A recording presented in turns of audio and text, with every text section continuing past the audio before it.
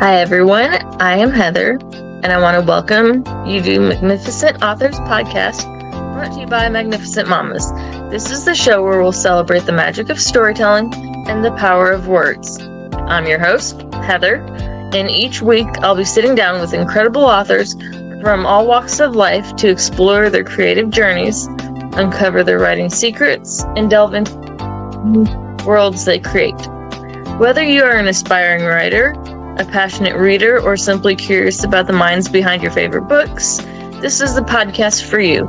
So grab a cozy blanket, pour yourself a cup of tea, and get ready to be inspired by the magnificent authors who join us. Let's dive in. Hi everyone, I am Heather with Magnificent Mamas and Magnificent Authors Podcast.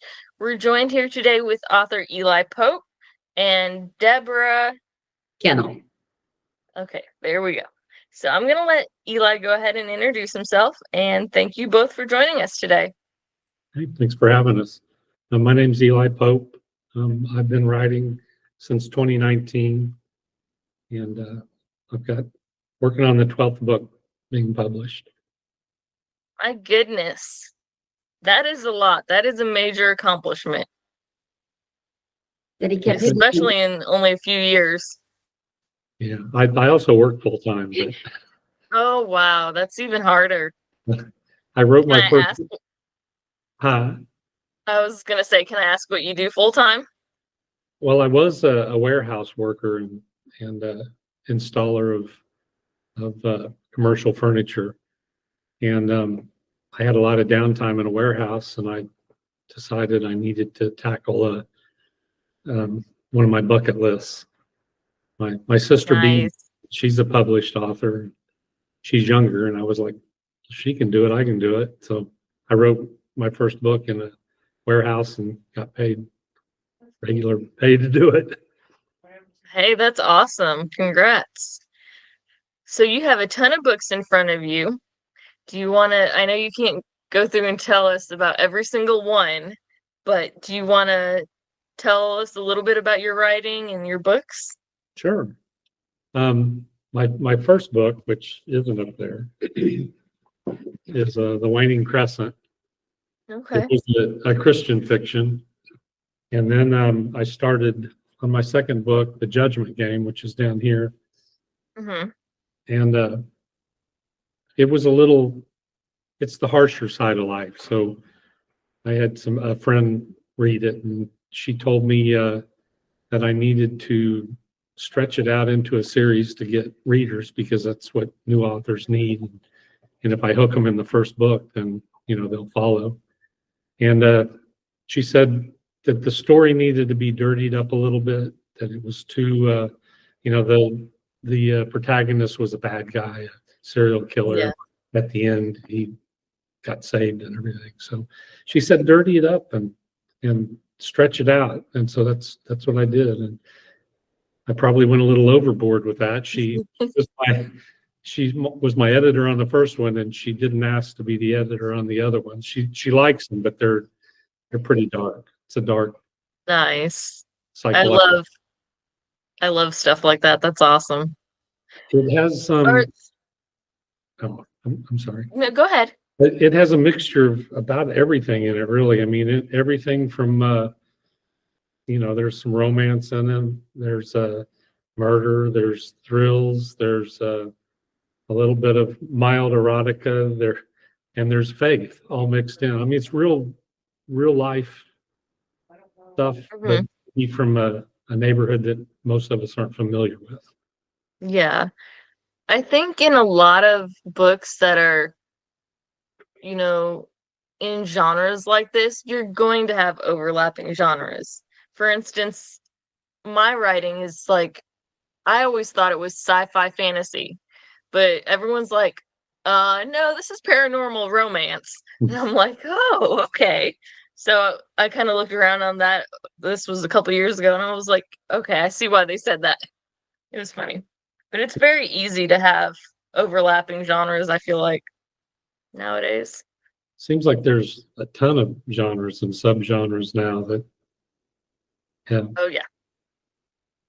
I had to ask my friend for some romance genres for my Pinterest account, and she wrote like a huge list of stuff. And I was like, okay, I didn't know there was so many subgenres for romance. Okay, that works. It was interesting, the stuff that she came up with. He also writes incredible short stories. He has one book of an anthology book, but then you notice my T-shirt. I'm advertising for him. He has this book that just came out, and it's nine thrillers, and they are very, very deep and almost very. But the whole book is just that one. In his anthology book is short stories, which he really. I think is really a good niche for him because he writes the novel, but then he writes those short stories in between. Yeah.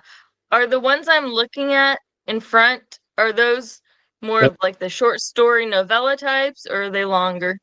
No, this is a 6-book series about I just wasn't sure, like the page length type of thing, how long they were. Well, most of them are around the 300-page mark. This one, okay. It was just the angle that made them look kind of novella size. No, they're full books, but That's you read awesome. them like they're novellas. Or I did. I think once we got to talking and I got the books, I read them, all 6 of them, in like 2 days. Oh, wow. She's an avid reader. I am an avid reader, but the way he connects from this book to this book to that book and back and forth is amazing. Oh, yeah. I mean, you can be reading one book and think, wow, where'd that come from? And then you realize it was, in one of the previous books. And I really like that. And he kind of does that too a little bit, even in the short stories. There's a little catch of something that you might have caught in one of his actual full novels. Yeah. I think that's really a hard task to do as a writer. Maybe I'm mistaken, but to weave them, parts of the story throughout the whole series, if you're not working on each book at the same exact time, I think it takes a lot of work, for sure. He did it. I don't think he did them all at the same time. No, you've heard the term pantser or planner. Yep, I was about to ask you. I am a pantser all the way. I start out with an idea of how I think it'll turn out, and the characters rewrite it and do it the way. Sometimes I feel like I'm just the stenographer writing, and things just I don't. am a pantser. Do you get the same thing where your character maybe is like, no, I don't want to do that. I'm going to do this. I have a character that was supposed to be the villain and started off as the villain and just kind of wrote herself and became, I don't want to say a good guy, but everything she was doing was for the greater good, if that makes sense. And she was doing some bad stuff, but she kind of just decided which way she was going and not the way I planned. Yeah. For sure. I think I don't see how people can plan and do the arc. And I mean, that's not how life is. So I can't write like that. I've got to start with an idea and see where it goes. Definitely. I feel like I see it as a scene in my head, like a movie. And then it's like, okay, and then write it. And sometimes you have to get out of bed to write something that pops into your head. You just can't go to sleep with it in your head. Yeah. Definitely. What would you say your inspiration for writing was? I know you get asked that a lot, but back in school, I had an excellent English teacher in high school. I took a creative writing class. I was more of a songwriter to start out. I mean, I don't read music, but I played guitar by ear. And, the girl breaks your heart, you write a song. And so I've always liked writing. But I took that class, and she gave us magazines and pictures and said, write a 700-word story about it. Any point of view, any angle, but I want you to focus on something in that picture. And I just fell in love with it. That's awesome. Unfortunately, I backshelved it for most of my life. I mean, I'm 64 now, and I waited a long time to get to where I drew on that. Where you are now. Pardon me?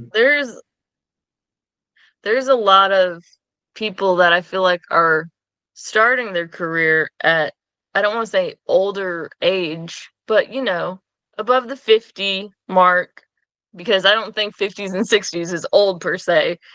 So that's just me, but apparently, the 90s is old according to my daughter. So I don't know. These kids these days, I guess. So, who's your favorite author? I really like Alan Eskens. He's not huge, but he's got a good following. But The Life We Bury is what got me onto him, and he's got about 8 novels. He actually sent me a oh my gosh, advanced reader copy of his latest one, the Librarian, the Quiet Librarian. Nice. So I would say he's my favorite, but Stephen King, I have a love-hate relationship with him. He writes some Definitely. Go ahead. he writes some really great stuff, and sometimes he just kind of flukes out, and the endings are. It's almost like I'm done writing this book. I'm going to write the next one. So, blah, blah, blah. Well, I forgot who said it, but I know there was a quote or whatever from Stephen King where you have to write a certain number of words a day. And I forgot what that number is, but I see why, as you say, some kind of didn't turn out as good as others. And I can totally understand that. If you got a chance to write with any author, like, co-authoring a book, who would it be? Dead or alive, actually. It'd still probably be Alan Eskens. I just love the way his voice. I mean, so probably, or Stephen King. But I also like Robin Harding. I don't know if you. Mm-hmm. She's an evil one I like. So. But yeah, Alan Eskens probably would be who I'd love to co-write with. Okay, so go ahead. I was just curious who you would pick to co-write. I would pick, honestly, it would depend on my mood, what genre I'm interested in that day, because I like a lot of genres. So sometimes I'm more going towards horror, sometimes it's more towards fantasy. When I was younger, it was like Anne McCaffrey, Stephen King, Jane Coons, just like bigger names, but I don't know. I'd still read them. I'd say now, being more into the indie authors, I love supporting indie authors and self-published authors as well. Well, any authors really, but so I read a horror book a little while back by Timothy King, and it was The Seven Rabbits. That book, to this day, is definitely one of my favorite horror books that I've read, even though it was short and whatnot. Another one that I like, it's more of like a suspense mystery type of thing, is Maverick Montgomery. He's another like indie or self-published author. And his wife writes romance. So that's the one I told you gave me a huge list of romance subgenres. I don't know. I'm exploring all these new authors every day and reading new books every day, and there's just too many authors to choose from that I enjoy. There is. Sorry, that was a really long answer.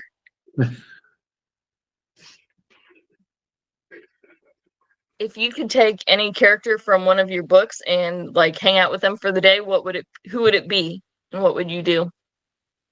Wow, that's a tough question. Not Billy J. Cater. He's the main protagonist in my series that you see out here. He's a dysfunctional, evil dude, so I wouldn't want to hang out with him. Wow. It's like I live with them while I'm writing anyway, so Yeah. I get that completely. Not with Bill J. Baker, You just because I think these books are so awesome. you stumped me on that one. I guess I'd drink bourbon with the other bad character, Kendricks, Ethan Kendricks, in this series. Yeah, He's almost worse than the main nice. bad guy. But he likes So and I like bourbon, so my husband's got whiskey, so he's like, okay, I'm ready to drink later. Enjoy, relax a little bit, I guess. I don't know. Not for me. Hmm. Are you writing anything more in the series? I've toyed with I've started another book that is kind of like a after series book, maybe, to help wrap some things up that I didn't wrap up. Through the podcast that I write for, I've got a fan base, and they've asked me to, hey, why didn't you do this, since you ended it and all. So I am working on it. I have about 3 or 4 projects going on at the same time. It's wow.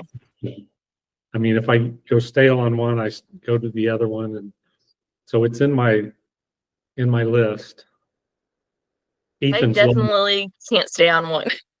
My ADHD brain jumps too fast across them. Deb will probably tell you that mine squirrels a lot.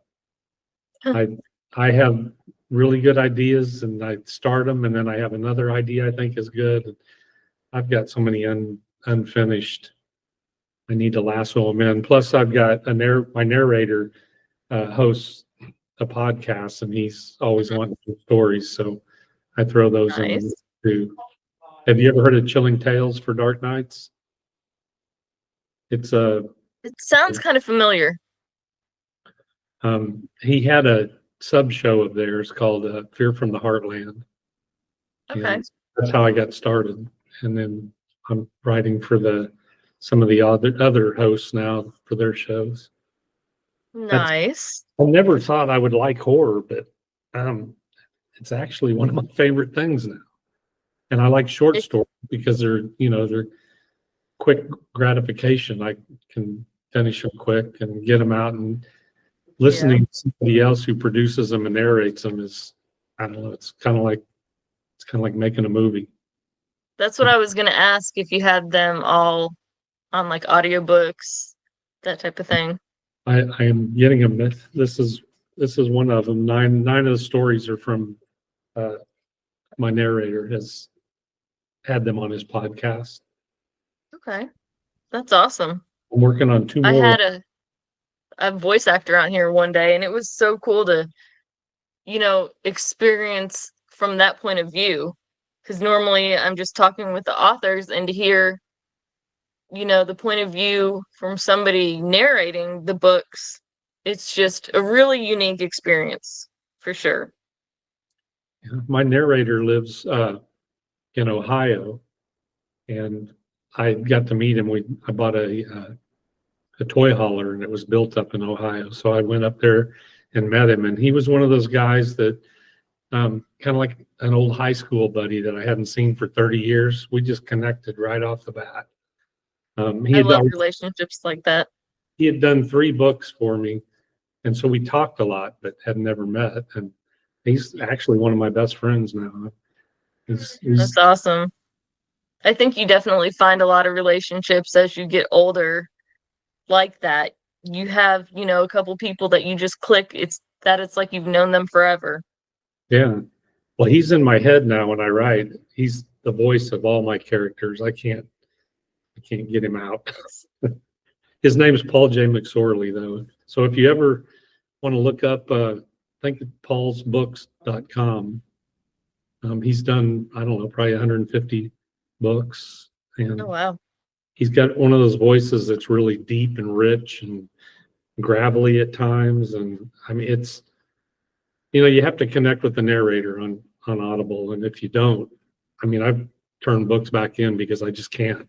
This guy, I don't know anybody that can't connect with his voice and his timing and everything.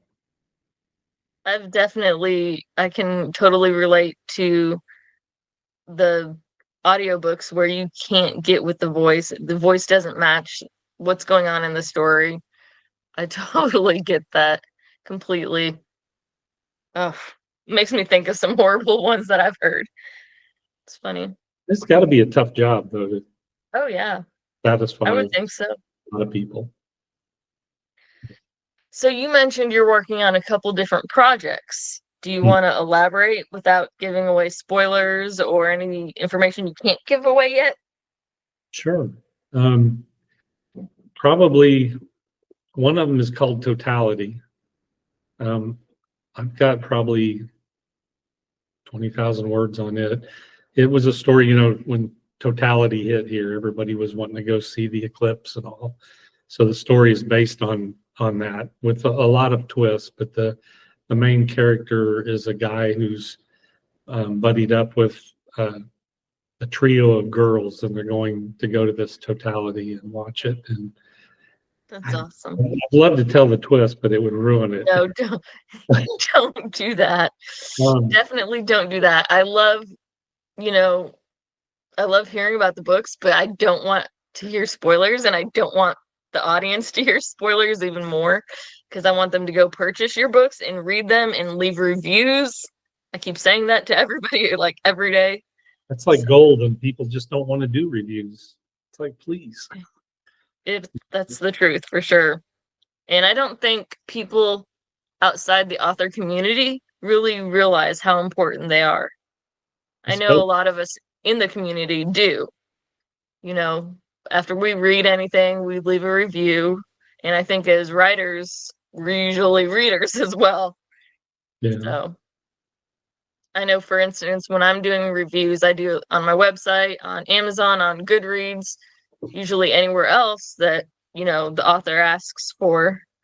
And I guess I'm going to be trying to do some on YouTube as well. So that'll be interesting.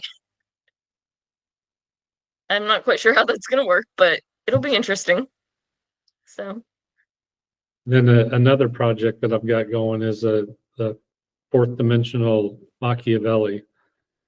And it's hard to explain too, but it's a fourth dimension, a parallel world that some people think the fourth dimension people or inhabitants can force third dimension people to do things that they wouldn't normally do. So it's kind of I don't know if you know who Machiavelli is, but he was a pretty evil guy way back. yeah. So I've got a main character that gets hitched up through him when he doesn't really want to be hitched up to do I know. evil on certain people.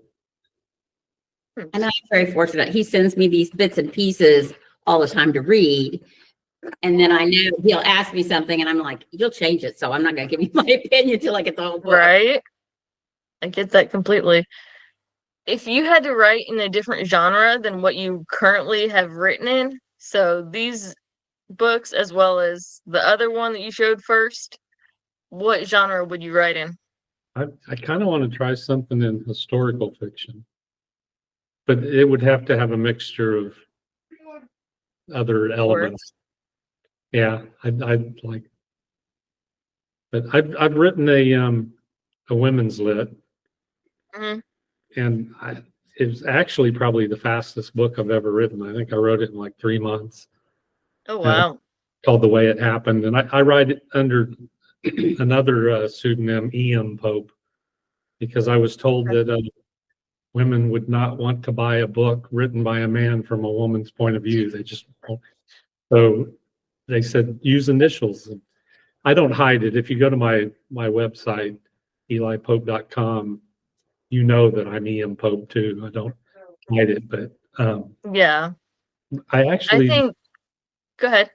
I actually have begun to like dark romance too, which is so I don't like being caged in one genre. I like to spread my wings and take challenges and see what I can do with them. Yeah, I definitely agree. Have a calling for dark romance. That's awesome. And it's so funny, like I was just used to like one type of romance, and then, it's being in the community, plus when my friends send me that list, it's like there is a ton of different genres under there. And I was like, I remember seeing the dark romance, and I was like, this could be interesting.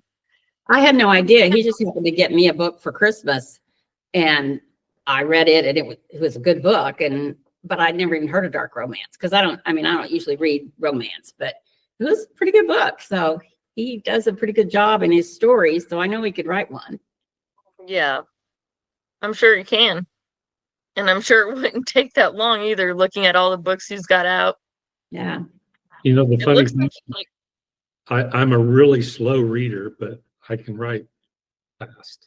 I know that makes no sense, but everyone's different, honestly. And I think, the challenges of reading and the enjoyment and really absorbing what's going on, sometimes, you're going to be a little slower compared to people speed reading through the book and not absorbing as much. And it's nothing like I've done it too. So don't think I'm like narrowing anybody out or whatnot. But I think, to be able to go slower sometimes in this fast paced world, it's nice because I feel like you're going to absorb more.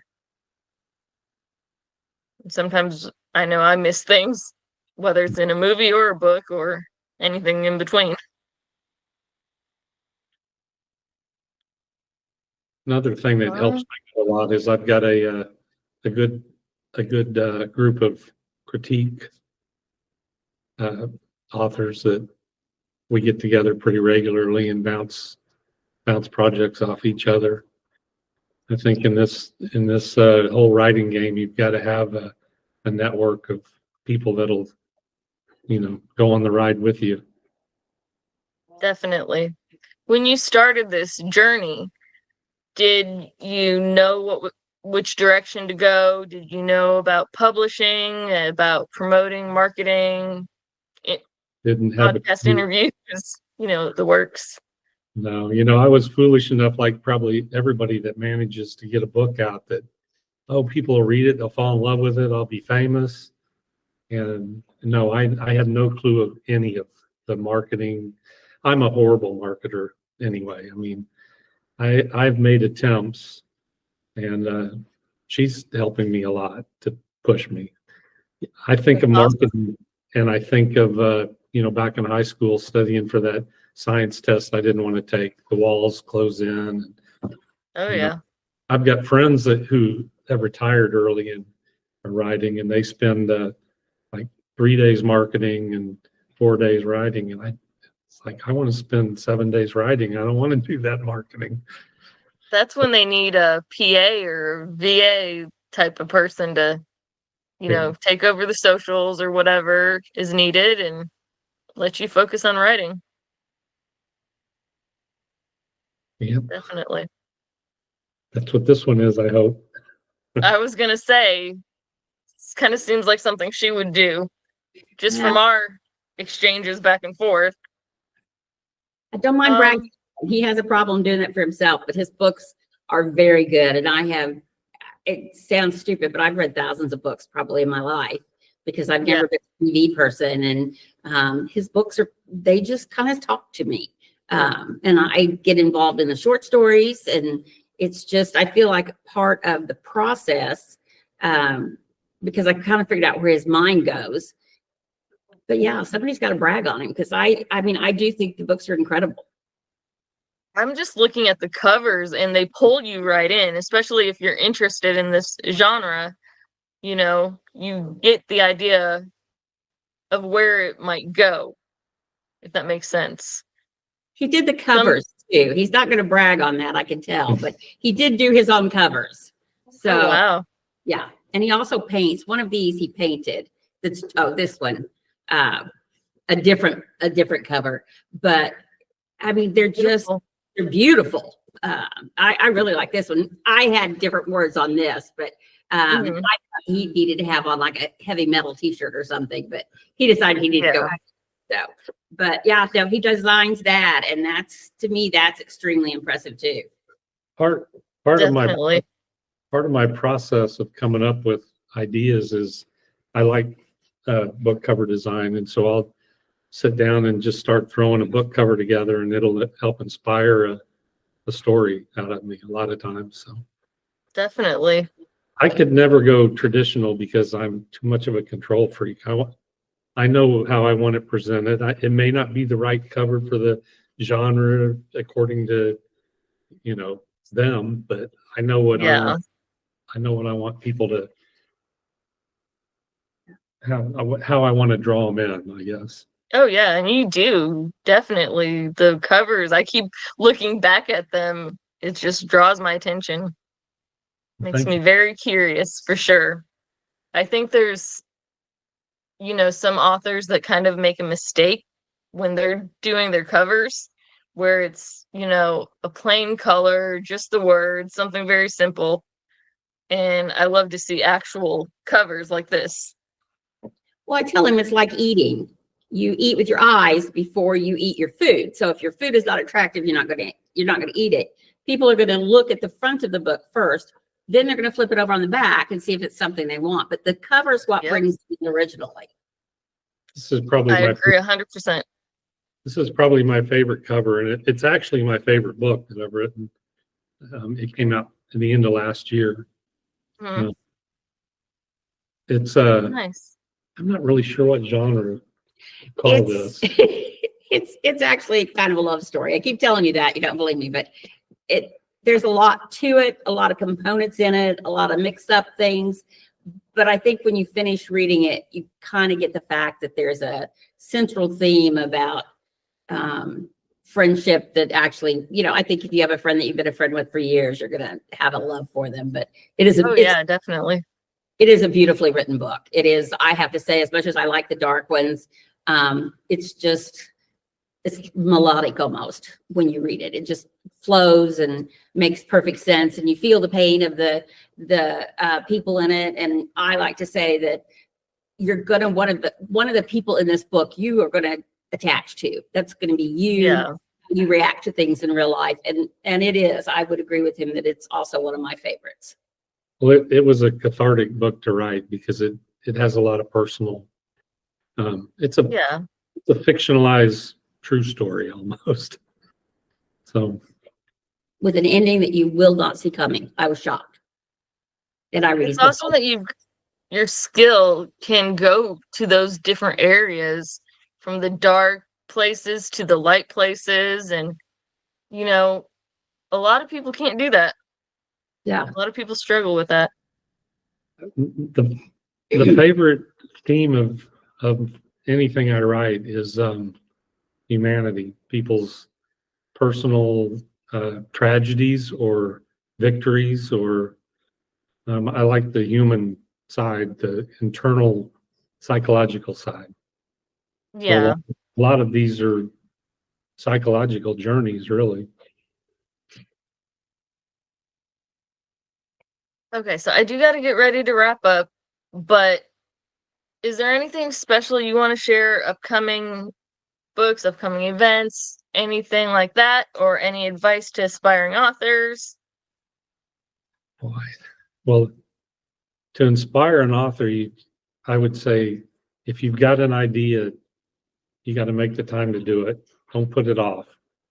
I feel like I wasted a lot of years doing something that I didn't realize I would love as much as I do. It's therapy for me now. So Yeah. if you have any inkling to write, put some time down, an hour a week or whatever, and see what you can come up with. You got to make the time to write. Yeah, and find somebody that will read it and give you honest opinions. Not just your mom who will love it no matter what, or because we all have to grow, and when we make mistakes and we find out we made a mistake, we learn from them and get better. So don't listen to just the fluff and how good you are, because and I forgot what your other question was. Oh, things that are upcoming. Look me up on my website, elipope.com. If you like short horror stories, look at Chilling Tales for Dark Nights. I write under Eli Pope on those. You can go back to YouTube and look up Fear from the Heartland, and I think I've done about 40 stories on the front Fear from the Heartland. So it's out there for free for people to listen to if they like that kind of thing. And Awesome. hopefully I'll get a couple of, at least one full novel out this year. I'm hoping to do 2. That's wonderful. I see people doing like 12 in a year, and I just don't see how they're doing it. Like, I could never, get it done that fast. And then there's people that take like 20 years. I wouldn't be able to take that long either. My brain won't stop. It's like a water spigot that you can't turn off. So I have to put it down somewhere or I'd go crazy. So that's what my motivation is. And I found a perfect little coffee shop that the peripheral noise works for me. I mean, 3 times, Friday, Saturday, and Sunday, that's where I go write. That's another thing for an author, is find a good place where you can, concentrate. So you write outside the home. Mm-hmm. And that is cool. Outside is where I'm most prolific, at that coffee shop. Black Lab. I've never tried that yet. He can tune everybody out too. Yeah, she'll sneak up on me, and I don't even know I'm buried in my laptop, and it's probably pretty common. I'm gonna have to try that. Get away from the distractions. Yeah, the only thing that will chase me off is sometimes on a Sunday, and I love children, but when they're screaming, Oh yeah. If it's a low rumble of people talking and laughing and all, it's great, but that shrill is like, oh, see you later. Yeah, I get that. I completely understand that. Thank you so much for joining me today. And if you guys stick around for a minute afterwards, I would appreciate it. And for everyone out there, don't forget to check out his books. They look amazing, and I'm sure they are. And on the day this podcast airs, we'll have links to your socials as well as to probably Amazon page or website so that everyone can check out your books. And thank you all for joining us today. Thank you. And that's a wrap on another episode of Magnificent Authors Podcast. Thank you so much for joining me today. It was a pleasure to share another inspiring conversation with a talented author. If you enjoyed this episode, don't forget to subscribe to Magnificent Authors Podcast so you don't miss any of our upcoming conversations with amazing writers. And be sure to check out Magnificent Mamas on our website, which is www.magnificentmamas.us, or on our Facebook page for more inspiring content from incredible authors. I'd love to hear your thoughts on today's episode. What resonated with you the most? Head over to Facebook or leave a comment on our website and let me know. Until next time, keep reading, keep writing, and keep those imaginations soaring.